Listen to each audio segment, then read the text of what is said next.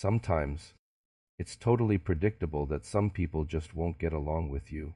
Once you reach a certain age, your way of thinking and handling things tends to become pretty fixed. If we don't have a good way to change each other, it's better to try to reduce contact as much as possible. Trying to change others' minds sometimes just comes from overestimating your own abilities.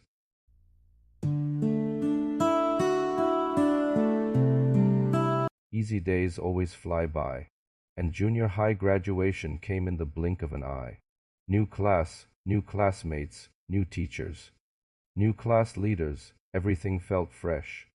Our new homeroom teacher, Old Liang, was actually a buddy of my dad's. At the first class meeting, we needed to pick a class monitor. Old Liang just barked out, "Then Liu Linky will be the monitor." I saw how forceful he was and thought, this won't convince anyone. Plus, I'm such a quiet, reserved person. There's no way I could keep the class in line. So I quickly refused. No, we should have an election for this. Old Liang's son was my classmate in junior high. From hanging out with his son, I knew Old Liang was super strict with kids.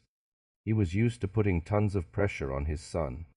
Once, his son was fooling around instead of studying, and Old Liang got so mad. He pressed his hand against a hot coal stove to punish him. I didn't see it happen, but just hearing about it gave me chills. If I had witnessed that horror, I'd definitely have trauma. I was a bit scared of Old Liang from the start. After being assigned to his class, I even asked my dad if I could switch classes, but he refused because he didn't want to lose face. In the end, I didn't reklaspelen. The first days of high school were still pretty manageable. The school still organized group activities, maybe to boost our legal awareness, or maybe it was just good timing. Shortly after we started, the school took us to a public trial, and arrest rally held by the city. Later I thought, public events like that need an audience, right? So the whole grade gathered on the playground. Each class lined up in 2 columns. Boys on the left, girls on the right.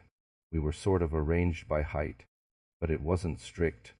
Since I was already one of the tallest in the class, I just picked a spot toward the middle back of the line. I looked to my right and saw our Chinese class rep standing there. She was one of the taller girls, but instead of standing at the end, she was in the middle of the line, right next to me. Back then, I didn't really notice she was the prettiest girl in our class. It wasn't until everyone started joking that she was our class beauty later on that it clicked. Then the line started moving, and I walked along silently, listening to everyone around me chat.